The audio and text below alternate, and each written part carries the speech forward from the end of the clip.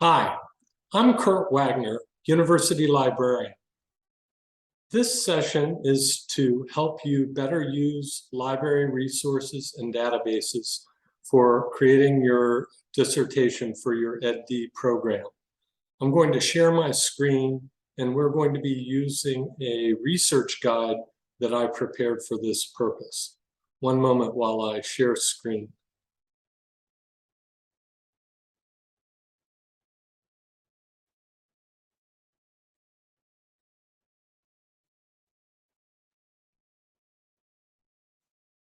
This research guide contains information on conducting research, finding books, articles, dissertations, evaluating sources, looking at websites, properly citing material, and then submitting your dissertation for archiving and to have bound copies made. The research guide may be accessed in a couple of different ways. If you want to follow along with this research guide, you don't really have to take notes. If it would be easier for you to take out a phone and click this QR code by snapping a photo of it, or if you just want to write down the URL of the research guide, it's guides.monmouth.edu/EDD.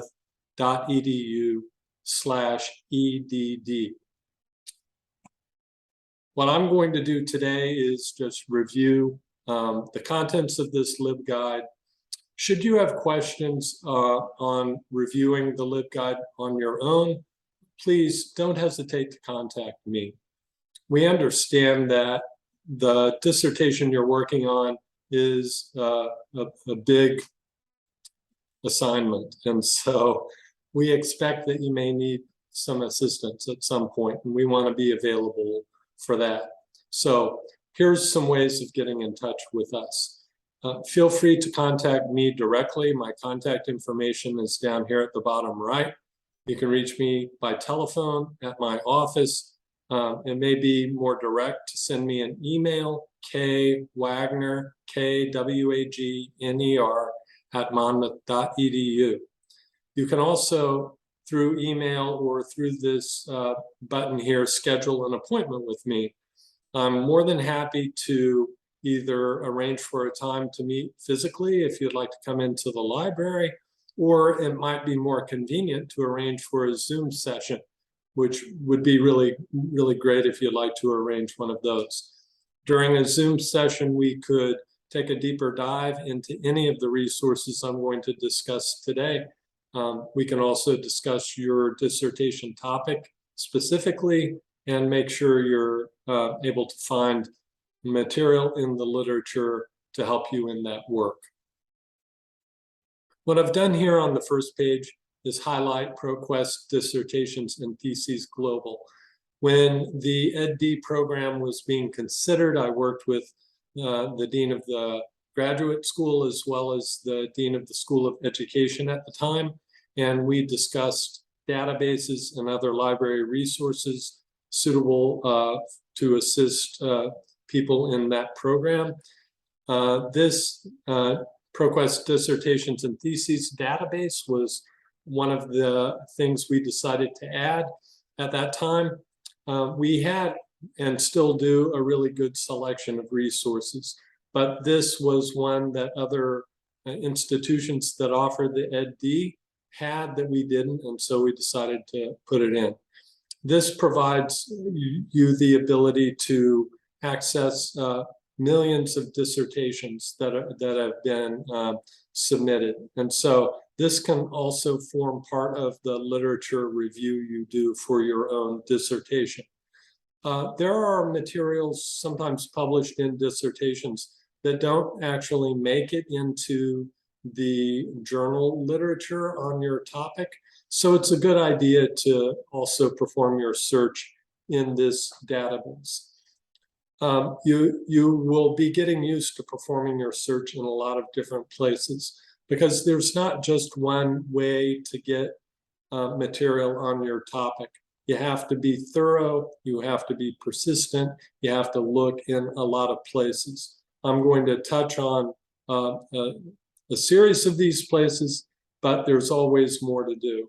As I'll say probably a few times, you have to leave no stone unturned. I put links right on the front page to 3 places that you really have to concentrate on. These databases contain education journals, so a lot of what's probably published on or near your topic will appear in these databases. ERIC, an EBSCO database, the education database from ProQuest, and then the professional development collection, which is also published by EBSCO. So I will spend a little bit of time here on these databases as well. The professional development collection consists of 457 full-text journals, and 278 of them are peer-reviewed. And the ERIC database is about half journal articles and half non-journal education documents, which could be a lot of other materials, such as conference presentations, white papers, government documents in the Department of Education, and other things like that. And the education database from ProQuest is mainly journal articles, but could also be newspaper stories that pertain to education, as well as trade journal and other magazines. So it covers a vast amount of material. I'm going to go to the next tab here, conduct research. As a part of your program, you'll almost certainly be taking several research methods courses that describe and discuss how to actually do the research that will be needed in your dissertation. This page is meant to be an accessory to those sorts of courses, to give you some reference materials that you can come back to and consult. Around the sides here are a number of PDFs that I will take you through, and then a few books on the topic that I will refer you to. The first one, a complete dissertation guide. This is a discussion of an overview of what a dissertation consists of. All of these documents are meant to help demystify and explain what a dissertation actually is, breaking it into elements so that you're not faced with an entire dissertation in front of you. Break it down into pieces, look at them as objectives to methodically take care of. I like this article particularly because it takes each section of the dissertation and then it says, why does it occur? Why is it necessary? It talks about the quality markers of each section. What makes a particular section done well? What are the kind of the parts of it? How do you know if it's being done well? And then some frequent errors in each section, so things to watch for. So, for example, for let's say the literature review. For the literature review, it gives you an example, the parts of a literature review, the reason to have a literature review, and the quality markers, the aspects of it that indicate a well-done literature review. And then errors, things that you should be on the lookout for, potential problems. And so this is a very good article to kind of set the stage, get your mind thinking in terms of how a dissertation should be structured.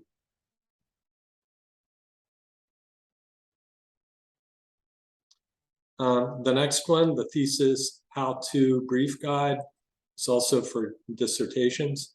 This is, I think, a very useful article because it helps writing a dissertation be more accessible and less daunting for you.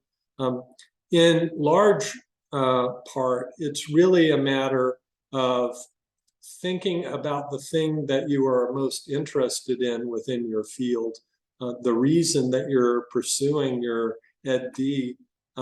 Everyone's got their own thing that they want to study or thing that they would like to do research on. Turning that into a dissertation at first is a matter of trying to express your topic in terms of a question. And this helps you do that. It also breaks down the dissertation, like the previous article, into sections. And so you should give this a look and see how it compares to the other articles you're reading. And hopefully it will provide you with some insight on structuring your dissertation in an acceptable way. So, preparing a literature review. I think any dissertation lives or dies by the literature review. You can't really emphasize a literature review enough. It's not simply a section you have to get past in order to get to the apparatus of the dissertation or the methodology or the actual study or research. Everything in a dissertation needs to be set in context with the other literature that has come before it. And to do that, you have to prepare a complete literature review. The literature review in a dissertation has to be complete, has to be as thorough as possible. If you're missing notable authors or important contributors to your discipline, your dissertation itself will suffer. You have to be as thorough and exhaustive as possible. And so this article talks to you about what a literature review is and how to do it. So I expect that you'll find this useful as well. It contains the standards, the method for doing it, some examples. This is where you set the stage for your own research as well. Every article that you want to include should have text surrounding the citation of the article that you've read with some words of your own about how an article or a book chapter or a concept that you're taking from one of those other pieces of literature, how they fit in with the own work that you're doing. If they've prepared for the work that you're doing, if they've suggested the need for the research that you're doing, all of that should be a part of the literature review.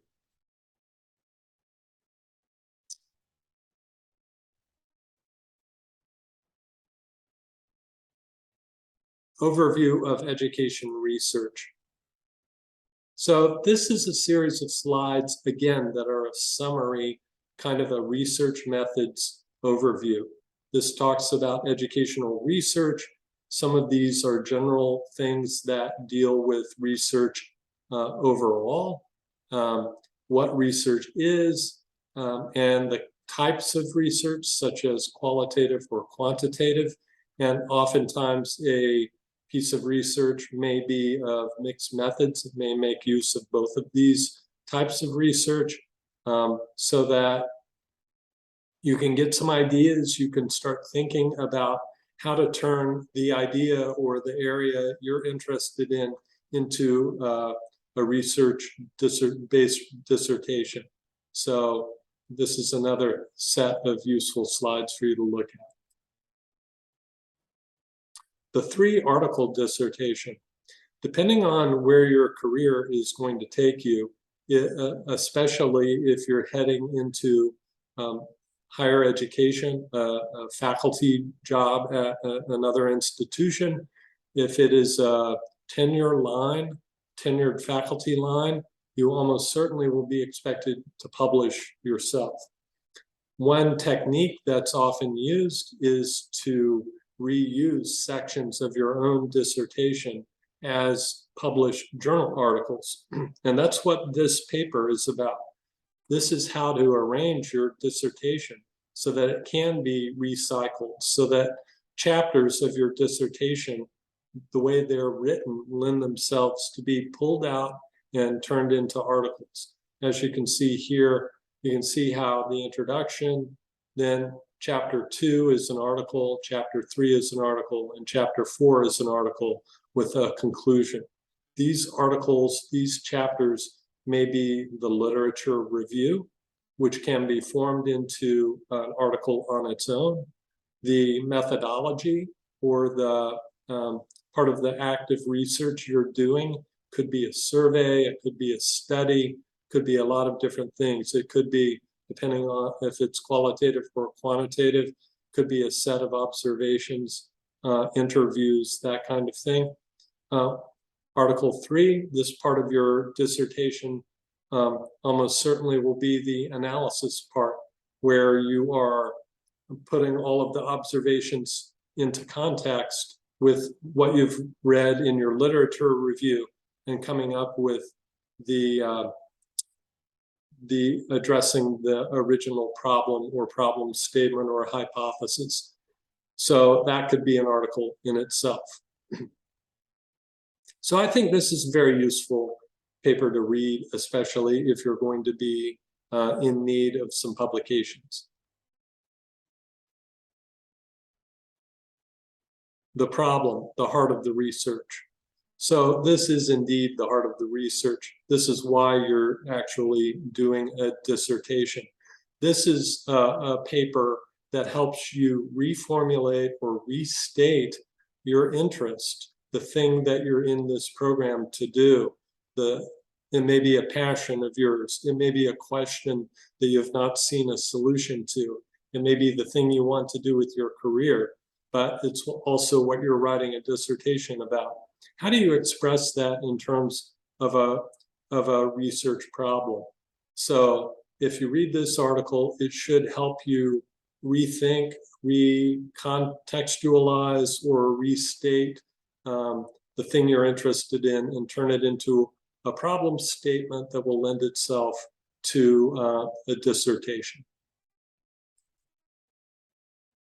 The next reflective questions is a series of questions, things like, some mechanical things about a research article. Does it have a stated research question? What type of research is this? These are just things very useful to have in the back of your mind as you're reading articles. These are questions that you would ask of an article to help you understand what the article is about. In answering these questions, whether or not you are taking notes on articles or typing notes into a database or something like that, each article that you use in your literature review should have some statements about how it is connected to your work. That is part of what the literature is and how it should appear in your dissertation. It shouldn't just be, I read this article and cite it, and then I read this article and cite it. No, it should be, here's an article, and here is how it pertains to my research problem, or here is how it is connected, or here is how it sits in context with my research problem. And you should make statements about what connection it has or what relationship it has to your own research problem. So read through these, have these in the back of your mind, and kind of ask yourself these questions when you're doing your own reading. So the rest of this are a series of books. Everyone kind of reads something into one or more of these books that actually speaks to them. I offer these as some more reference tools that you could use while you're doing your research. Each of these titles is linked to our online catalog. It will show you where the book is in the library. If you click map it, it will tell you if it's checked out or not. This is in the library. So this is a guide from start to finish on doing dissertations and theses in psychology and related fields, but a lot of the actual mechanics are the same in almost any dissertation you would write. So I added titles that I thought would be useful for students in your program on doing research design and methodology, writing your doctoral dissertation. This happens to be an ebook. So if you click on this, you can get to the contents of it, full text online. John Cresswell's book on research design has been around for a long, long time. I have a copy of it on my own bookshelf. It's really one that, along with any of these other titles, it may be one that you decide to purchase yourself because they're so useful. They tend to be something you would refer to not only during your research for your dissertation, but maybe even for future research to come. So it may be something you'd like to purchase your own copy of. But we do have copy in the library as well. As I've said already, the literature review cannot be emphasized enough. So I included a book specifically on the literature review to give you a more streamlined approach for how to do a very good literature review, step-by-step model for doing it. And then a few other books, the dissertation journey, writing the winning thesis or dissertation, preparing literature reviews, and doing practical research. This has some very good examples of planning and designing your research. So before you go out and start, doing a literature review or just going right into the dissertation itself, it's a really good idea to plan this thing out, plan this great work that you're going to be doing, and really make it effective, make it efficient, and do a little background work before you get started. So hopefully these tools will be helpful in actually conducting your research. Finding books. So especially with the advent of the internet and everything that is accessible online, sometimes people fail to realize that the print books in the library still represent a vast amount of information that would largely not be available through online searching. People sometimes assume that everything is going to be published online, but it is not. Although we do have tens of thousands of books that are published in an ebook format, we have over 300,000 print books, most of which will never be in ebook form. So as you're doing an exhaustive literature review, it's really important that you mix books and articles in this literature review. Please realize that books contain information that's quite different sometimes from what you would find in a journal article. In general terms, the material in books is more overview in nature, more comprehensive, it may contain historical setting for a topic. It may contain previous research. It may contain just a more comprehensive look at a subject, whereas what you would find in a journal article is usually much more specific, much more focused on a more finite set of observations or experiments or survey or one subgroup of a topic. So it's good to mix these together. It's good to have overview discussion from books as well as more specific observations from articles. You can use the Monmouth University catalog to locate books. The link is right here, and it's also on our library homepage, library.monmouth.edu. To get books, you'll need to come into the library. There are links on our webpage for you to request books that can be picked up. We can also have books over to the Graduate Center. I think for your needs, coming and picking them up here at the library would be the best option. There's a library floor plan link here as well, and a Monmouth University library catalog tutorial to help guide you in searching for materials. Even though we have a very nice library here with 300,000 or so books. Of course, that's not everything that's out there. There's no way everything that's published could ever be housed in our library here. The good news is that you're not limited only to what this library has in its collection. We have a very good interlibrary loan service, and we have tools that will help you explore books that may not be in our own collection. In our A to Z database list in the W section is WorldCat, and there's a direct link here. WorldCat is what comes as close to a universal catalog of books as anything else that's out there. Libraries, academic, public, special, all kinds of libraries belong to an organization called OCLC, and it is a clearinghouse of bibliographic information about books. Think of it as library cards and cataloging information. When folks catalog a book for their library, they share that record with OCLC, which gathers all of these records together in a universal catalog. And that's what you can search right here. If I'm interested in doing a search on, let's just say,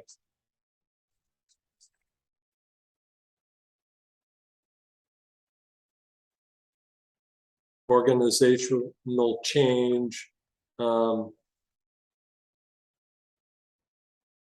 higher education, and I put those phrases in quotation marks.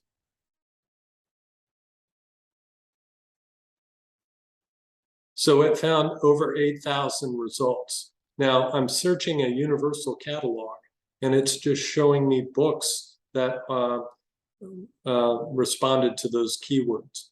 So if you scan this list and you find a book that you're interested in, just knowing all this information about the book is really all you need to know, because we could obtain a book if it's not in our own catalog. If it is in our catalog, that's the quickest way for you to get your hands on it, is to search our own catalog. But if you're interested in community colleges and new universities under neoliberal pressures, organizational change and stability, which is a 2017 book, what it will show you here is that it will show you other colleges and universities that own this book. So this book's at Montclair State University, it's at CUNY, it's at Rutgers, it's at Brooklyn College. So this information is nice to know should you happen to be affiliated with any of these, but just knowing that it's available is about all you really need to know here. So make note of the title, the author, the date of the book, that sort of thing. And then once you know about a book that you're interested in, you can go to our library, interlibrary loan link, which is also available off of our homepage. And you can fill out a book request form here with the title, author, and date, any other info that you get from your source. You'll be required to log in with your Monmouth University username and password to get to this form.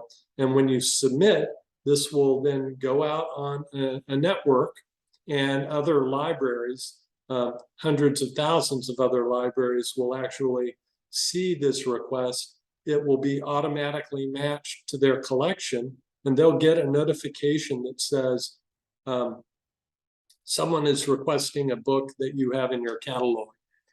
So the staff in the other libraries, interlibrary loan office, get a summary of these requests. They will then pull books from their own collections if they're eligible to be loaned via interlibrary loan, and they will then process them and put them in the mail. So book requests take a little bit of time. Takes a little bit of time for the other institution to respond. Then it takes a little bit of time for the book to get generally mailed or shipped to us. But a week or two is about all the time it usually takes, although we can't guarantee exactly how long that will be. It takes however long it takes. So if you're doing your research, you're doing your review of the literature, if books are a part of that, and I hope they are, please, if they're not currently held in our own catalog, if you find books you need to get via interlibrary loan, please do those requests as soon as you can, so that we can get to work getting those books for you. You'll have the use of them for a few weeks, and then you'll return them here to the library, and we have to return them to their library so that others can use them. So you can make copies out of the books as you need to, but you do have to return them. So next is finding articles. Oh, on this, I couldn't list all the books that you might be interested in from our own catalog. I just listed a few here in educational leadership, thinking these may be of general interest. Organizational management in ed leadership. This is on DEI issues in leadership and research and practice. So maybe these would be interesting to you, but you could just go into our library catalog, type in educational leadership or whatever your topic words are to see what we have.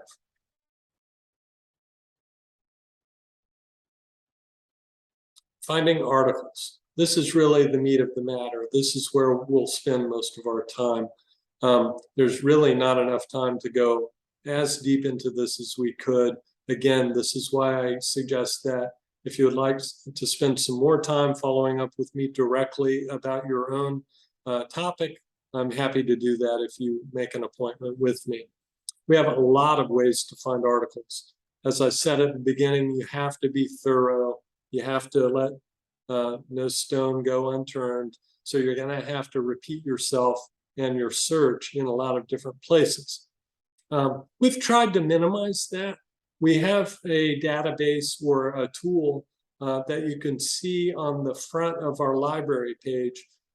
If you go to library.monmouth.edu, scroll down a little bit, you'll see a search window called Hawk Find. Hawk Find is our name for a tool called Summon that we subscribe to. And what Summon lets us do is link our 200 plus databases into one search box. So you can do one search in Summon. You can search here or on our library webpage, and it will search across all of our databases, or most of them anyway. Now, this is a really interesting thing. It's very good and maybe not so good in a couple of ways.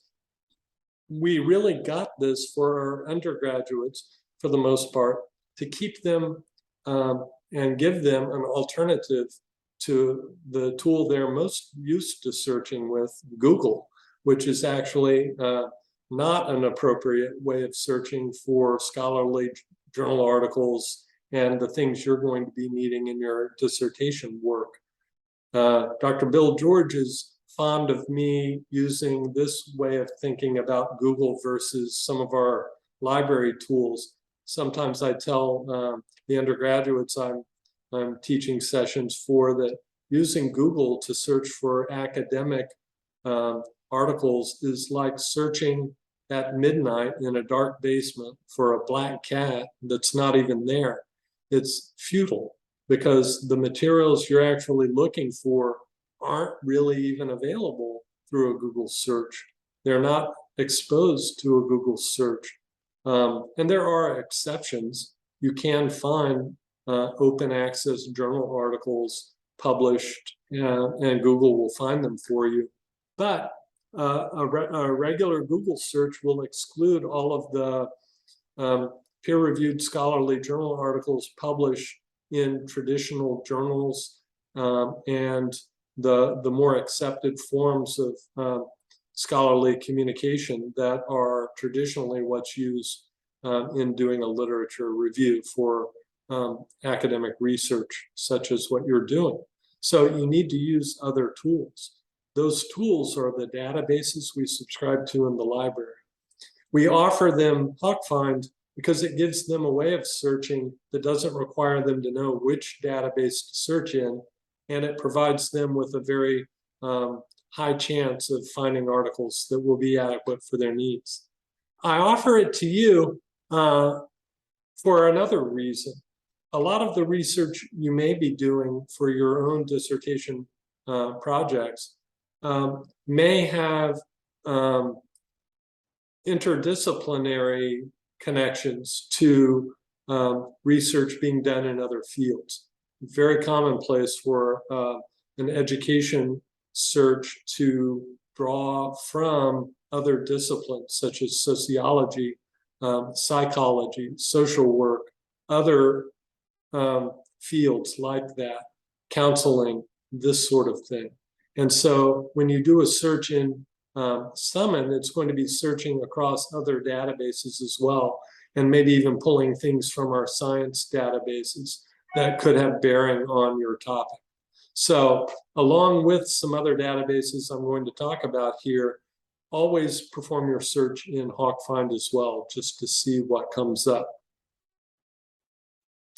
So as you're doing your research, hopefully you'll become familiar with and a habitual reader of the references cited or the bibliographies at the end of your articles. As you dive deeply into your topic or your subject area, you should start seeing patterns emerge. You should start seeing authors who seem to be doing the research on your topic or something related to your topic.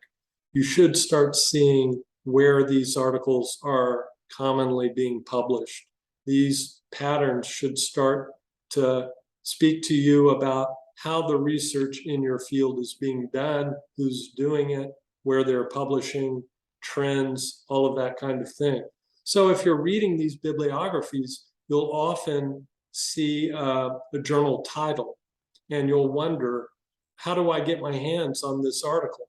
Well, if you isolate a journal title, such as, in this case, American Historical Review or College English, the journal locator tool here, which is also on our library homepage, will help you find how to get to articles and content on that topic.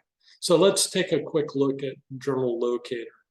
So when you're in journal locator, the thing that you're going to be putting in here is a journal title, not an article title.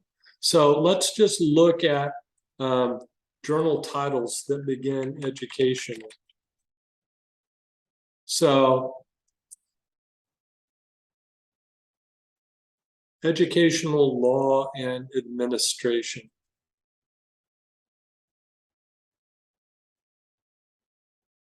Not a good example because it's only covering 1932 to 1939. So let's try a different one. Let's try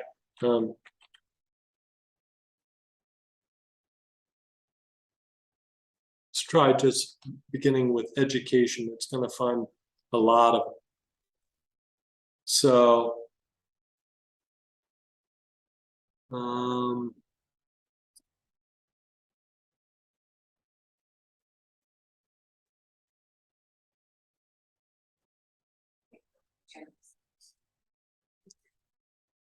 so we have a journal here called Education and Urban Society. So let's just say you have a citation in hand for an article, let's just say from 2020, an article in Education and Urban Society, and your question is, how do I get my hands on that? Well, I typed in Education and Urban Society, and what I'm seeing here is that we have from January 1st, 1999 to present in single title from Sage. That means Sage publisher is where we're getting this single title from. So you would just click on this link, and you should then see access to the journal. It's making a connection to the Sage journals right now. And let's just say, you know, your citation is from 2020. So I'm clicking here. And then you should see in your citation a volume 52. And let's just say it was from June 2020, issue 5. And this will let you drill down to the article itself. And then from here, you can get to the PDF of the actual article you're interested in. So you can repeat this for almost any journal you're interested in. All you have to navigate here is the coverage, and that may be where you find out we don't own the current contents. So we have access to literally millions and millions of articles. In a lot of cases, you'll see coverage from some year in the past to present.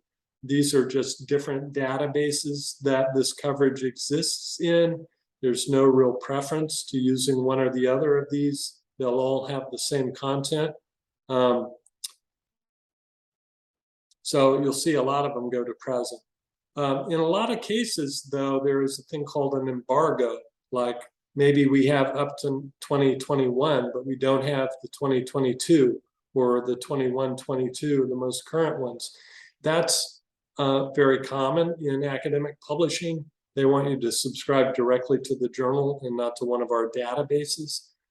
Those more current issues, you could obtain an article via interlibrary loan for those. So these are the main databases that I feel will be most useful to you. ERIC is published by EBSCO. It's through the Department of Education. Very common, very useful.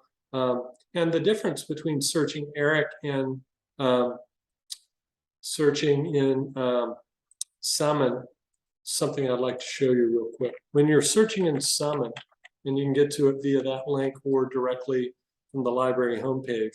This is Summon. Let's just say I did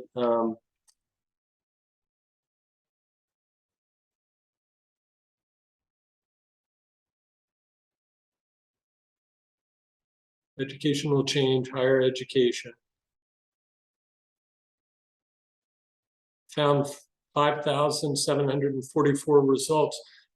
So the way you can limit or refine your search to get down to a more manageable number is kind of limited here. You can select full text. I hope you don't. I hope you want to see everything, not just what's available full text. Depending on your topic and the thing you're interested in, you can limit to maybe more recent publications. You can limit to journal articles. And you can do some limiting by topic. But there's nothing really specific about education in the way you can limit, because it's a general database. It's a database that we offer for a lot of different users in a lot of different disciplines. So there's no real specific limiters here. In a database like ERIC, though, by contrast, when you're in ERIC and I do even before I do a search, you would put in whatever those keywords or phrases are here, but you see some very specific ways of limiting your search here. You can, if your search involves like P through 12 or early childhood or adult education, or you can search by grade, you can limit your results for high school or intermediate or kindergarten or just all of these different education levels. You can limit to intended audience and also meets evidence standards, that kind of thing. So these would not be present in a more general search. And so that's why, another reason why you're going to have to repeat your search in a lot of different places. So I added direct link to ProQuest dissertations and theses here. The dissertations database has some stuff that published articles in the academic journal literature might not ever have. A dissertation may or may not end up getting turned into articles. There may be really good original research here that never makes it into other journal articles. This database also contains data sets. If you're doing some quantitative research, they could give you some data sets that you could then apply your analysis to. So that's pretty interesting. I've also found negative results in a ProQuest dissertation. So oftentimes finding where a hypothesis really wasn't proven or other sorts of results that oftentimes don't make it into journal articles. Very interesting as well.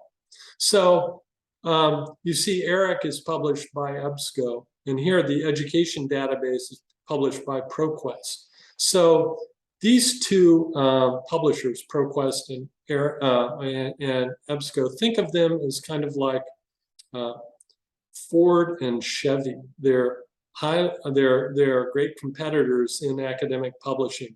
Their databases are direct competitors, one to the other.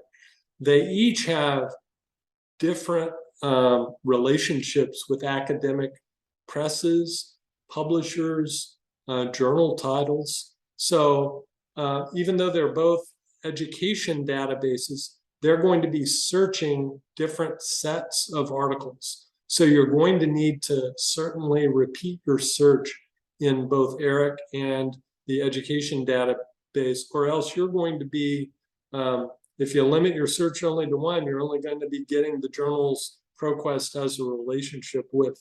You'll be missing substantial and important content that ProQuest doesn't search.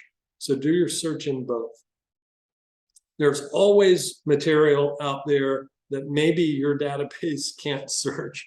So all you can do is search in as many places as possible. Again, about multidisciplinary. PsycArticles has tools that get to specific measurements and specific ways of limiting articles, similar to the way ERIC does for education, that are specific in the psychology discipline. Same with SocIndex for the sociology. So repeat your search across as many of these as is appropriate. So I included Google Scholar here for a specific reason. We have a link here to Google Scholar on the library homepage. So of course I know you could just type in your own browser, scholar.google.com, and it'll take you to Google Scholar. When you click the link here, though, we're using a URL that begins with easyproxy.monmouth.edu/login. And when you click this link, if you're off campus, you're going to be prompted to enter your own Monmouth University username and password. What happens when you do this in Google Scholar is I've listed our library and our institution on an administrator page in Google Scholar, and it will show you some slightly different results when you do a search than you would get doing this search off campus, not having authenticated. When you do a search in Google Scholar, I did a search for education, organizational change. If you were off campus and not logged in, you wouldn't see these links to full text at Monmouth University Library. Because I've logged in, or because I'm on campus, it knows I'm affiliated and it shows me the links to the full text. So it's a very good way of performing yet another search. I'm not exactly sure why something appears in Google Scholar that might not appear in the other databases, but it's good to repeat your search just to confirm to yourself that you're getting to all the places where literature on your topic may exist. So that's one reason. The other reason I include Google Scholar is this: cited by. Citation information exists in some of the other databases, but sometimes it's hard to find. Google Scholar lists it for almost everything in here. So what does this mean?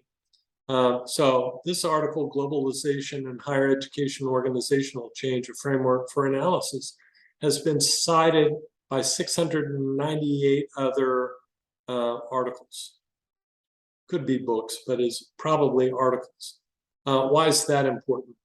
Of course, something that is cited widely might be cited for a couple of different reasons. One very good, one very bad. Hopefully it's being cited 698 times Because it's important, because it's significant. It's been around since 2004, so it's been around for a while. There's been a lot of time for other people doing their own literature reviews to incorporate this into their own work. If it is highly relevant to your search, if you find highly well-cited articles that are in your area, you should also take a look at them. You should also think very clearly about how this fits into my work and cite it if it seems to be something that contributes to the work you're doing or is somehow related to your own topic. Failure to cite a very important article that's connected to your work may raise some red flags with people reviewing your own research, wondering why you didn't cite important work that's related to yours.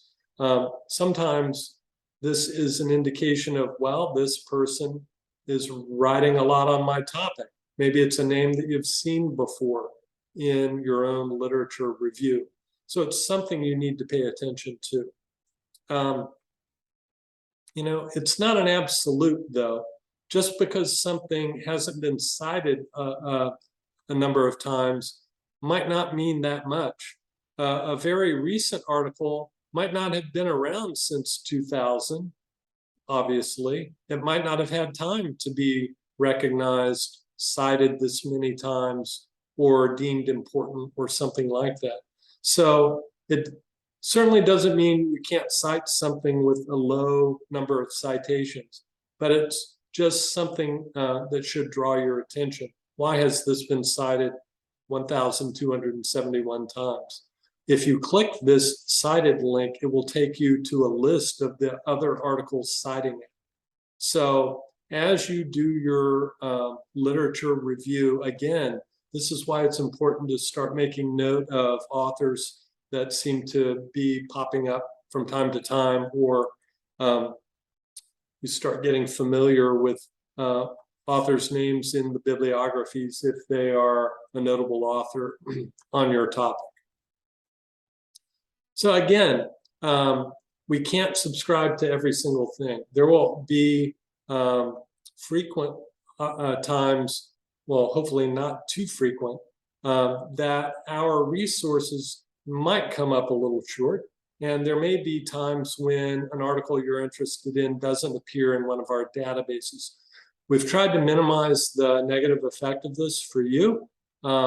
We have technology in place that kind of connects our databases, similarly to how Hawk finds searches across them all. If you're doing a search in EBCO or in ERIC and it can't find the article itself, it will offer to see if it can find the article. Sometimes you'll see, instead of a link to the PDF directly, a little icon that says find article. What that will do when you click it is it will go across and search our other databases. And it will search our other databases to see, even if it's in, you know, the competitor ProQuest database, it will try to find the article wherever it can. In the situation, however, if it can't find your article in any of the things we subscribe to, it will ask you if you'd like to do an interlibrary loan. Since you've logged on to the database, it already has your login info, so it knows your information, and it already knows the article information because it's passed it through to try to find it in another database. It will present you with an interlibrary loan request form, similar to the one we use for books, that will already have all the information populated. So it's very easy then for you to hit request, and this time it would go out to a network that will automatically check to see if it's available through the resources that other libraries may subscribe to. The turnaround time for interlibrary loan articles is much shorter, since it's largely automated and relies on these electronic resources. Again, we can't guarantee exactly how long it will take, but generally it's on the order of 1 or 2 days at the most. I've put in requests for interlibrary loan for articles in the morning and had them when I got back from lunch. Sometimes it only takes a few hours. So certainly make use of interlibrary loan. You should never be clicking in these databases, I want full text only, because again, your literature review must be complete. You should not be discarding an article or not getting an article simply because the full text isn't available with one click. If it's not, you should be using interlibrary loan to get articles that may be crucial for your research. So I put a link here on finding dissertations. Again, because of the reasons I mentioned before, you can get data sets, you can find research that may not get published in journal articles, and there are millions and millions of these here. The maybe pot of gold at the end of the rainbow that you're currently exploring is that at the end, after your dissertation is finished, completed, and accepted and signed, you'll have an opportunity to submit your own thesis to ProQuest as well, so that your research can join the literature of the field and be something others may themselves find in their own search of the literature. Evaluate sources. So for the most part, articles in databases that you would access through our library webpage are things that we have already evaluated. They contain scholarly, peer-reviewed literature. They kind of undergo a critical thinking sniff test, if you want to call it that. They don't get included in a lot of these databases unless they have proven their legitimacy. At the same time, you should be thinking critically about everything that you read. You should be thinking not only about its legitimacy, but how it fits into your own research. A lot of this will be happening simultaneously and organically as you become a critical reader and thinker about your own discipline. But some of these criteria, I think, are very useful to keep in the back of your mind as you're reading. About currency, is it necessary for an article to be within the last 1 or 2 or 3 years? Or are you thinking about your topic in terms of its historical nature, or it might be a topic that could use articles that are older than a few years. So it really is based on your own topic, whether an article needs to be current or not. Authority is always important. To get published in a scholarly journal, an author's background and reputation are often being vetted before you even see the articles by an editorial review board. They will be looking at the reputation or the affiliation of the author. It's something you should be thinking about, though. If it's a peer-reviewed journal, it should be listed somewhere, usually at the very beginning or at the end of the article. You should be able to know, why is this author qualified to write about this topic they're doing research on? You should be able to see what their affiliation is, what their current position is. You should be able to just learn more about the author. If you can't, it to me sends up a red flag about, how do I know this person is qualified to be writing? So how do you know if what a journal author is saying in an article is accurate? Well, you read the article, you make conclusions based on, is it current? Is it supported? Is it well cited? You read the literature review, you read the evidence, you read the apparatus of the research, and then you make a considered conclusion based on all of that. If that author did what they said they were going to do, when they were stating their research problem. All of these questions, again, are asked by the peer review process for the article to get published. So in large part, these questions have already been answered, but there's still really good questions to have in the back of your mind as you're reading an article. Making sure the article is written for the appropriate audience is always good. Bias, again, this is a question that the peer review process pretty well usually answers. Scholarly articles are meant to be very objective. They're not meant to try and persuade you, to get you to follow some religious, political, or some other persuasion. They're trying to lay facts or observations out and make conclusions based on that. It's not trying to sway your opinion to one side or another. So these are just some ways of evaluating articles to see if they contain bias. So, these don't have to be, things that you're referring to directly, but it's a state of mind as you're doing your own lit review and looking at the material in your discipline.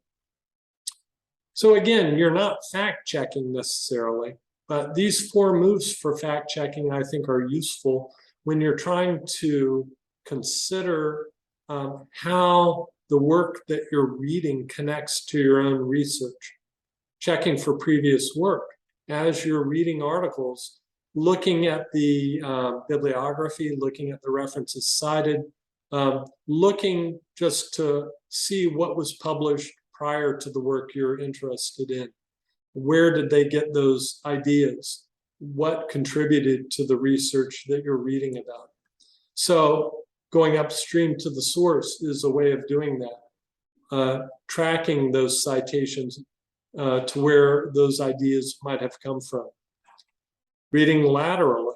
One way of doing this is, I think when I was searching the education database from ProQuest, when you're doing your search in that ProQuest database, and other databases do this as well, it will put related articles up, suggesting related articles along the right side. So this is about networking. As I've said before, you start seeing where people are publishing, you start seeing authors who might be publishing widely in a particular topic or discipline. You see who they cite. There are these whole networks of citation where scholars reference each other's work and build these scholarly networks. You need to become familiar with these. This provides a pattern in your discipline, and hopefully your work will become a part of that network and you'll join this kind of pattern. So circle back. I always talk about this not in terms of a failure or going down a rabbit hole or something like that, but I think of research in general as being iterative in nature.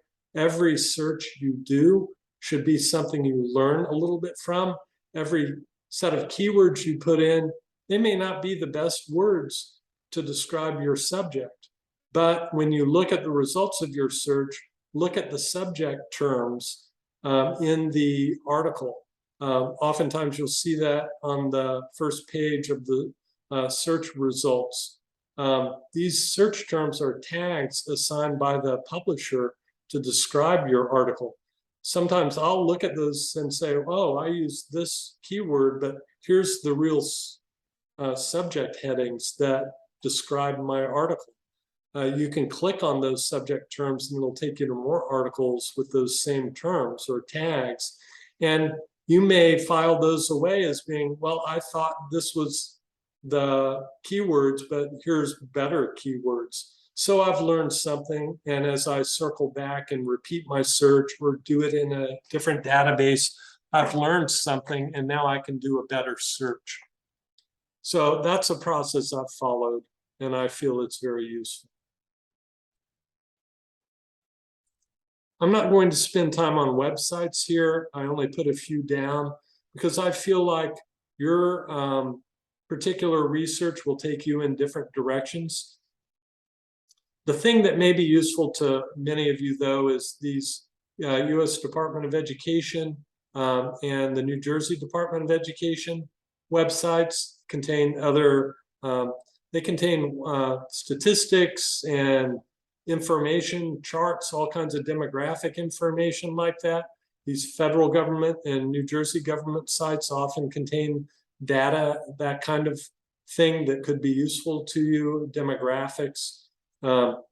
So Data Planet is a database that we subscribe to, and I linked to it here because when I went in there and did a search just on education, I found over 3,000 data sets.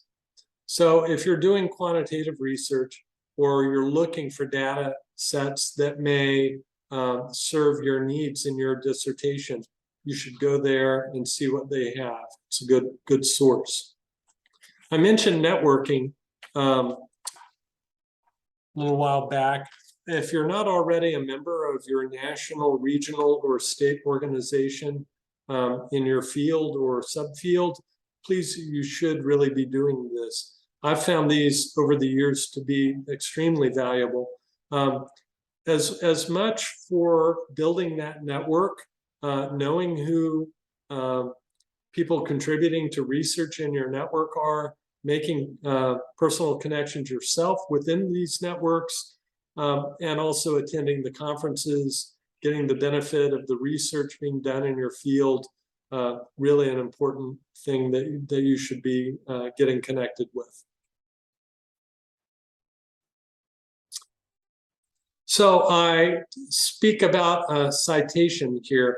Very quickly, you can get into the APA publication manual here. It will give you examples for citing. Most of the databases will give you an ability to create a citation for a specific article, and you can, from a drop-down menu, pick the citation format you're looking for. A lot of you may be using APA. This will give you some more examples of different materials that might not be included if you have personal communication or conference presentations or oral histories or different things like that. They're all covered very thoroughly here. You'll find exactly the format for how to cite these materials. We have a plagiarism tutorial here. It's about a 15-minute set of slides that might help you understand how to avoid plagiarism. Sometimes plagiarism can occur completely unintentionally. So this will help sharpen up your own skills in making sure you're giving proper attribution to the intellectual property and work of others so that you're properly attributing and citing it in your own paper. So I have a section here on Zotero because as you're doing research, as you're looking at what might be hundreds of articles for your own dissertation, you're going to need some way of managing all this, or it soon becomes this unmanageable thing. And the last thing you need right now is more stress or something difficult to manage. You got a lot to manage right now. And so this tool takes that off of your worry list. So Zotero is this wonderful file management tool. It takes the form of a plugin that will attach itself to your browser. So if you spend a few minutes using this All About Zotero, which is a Georgia State University LibGuide put together by this fellow named Jason Puckett. He did such a great job, I felt no need to reinvent the wheel. Spend a few minutes here, install Zotero and the connectors. It will then put a button in your browser. And when you're on an article in one of our databases or anywhere you run across material, by clicking the button, it will go into a file management structure that you can spend a few minutes configuring, and he'll walk you through the fairly simple process of configuring this. What you do is you'll set up folders these could be topics, they could be sub-units of your dissertation, they could be chapters, they could just be concepts. And as you're reading articles, you file away the citation along with the link to the full text into this structure you're creating. It makes it very easy to go back, manage all of your citations, all of the material you've been reading. You can create sublists, tick off check boxes, that kind of thing. And then in the end, when you've completed your dissertation and you're doing your final formatting and setup, you tick off the ones that you've actually used, and there's a way to export it as a pre-formatted bibliography or references cited. And then it will put the pages of pre-formatted endnotes or citations up as your own references cited or bibliography, and you can copy and paste that back into your own paper. It's worth the amount of time you spend in here. It isn't a lot of time, but you can take that off of your plate in terms of something that you have to manage and hopefully not stress out over. This takes that away.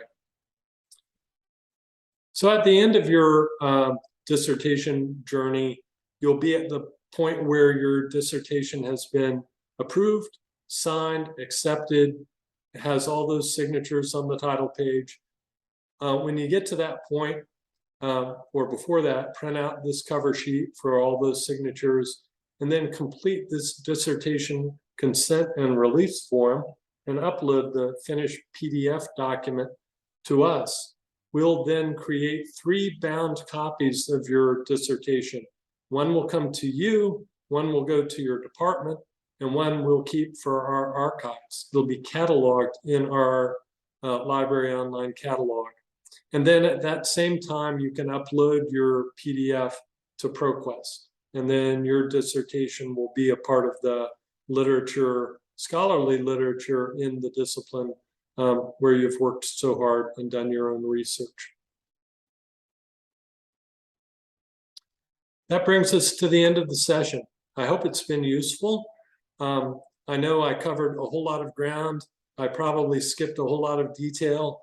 That's, again, why I hope that you can make some time to make an appointment with me. I'll be happy to schedule a face-to-face or a Zoom session to go over your own research. Hopefully we'll see each other again, and I can continue to help you throughout your dissertation process. Thanks a lot for your time and attention, and take care.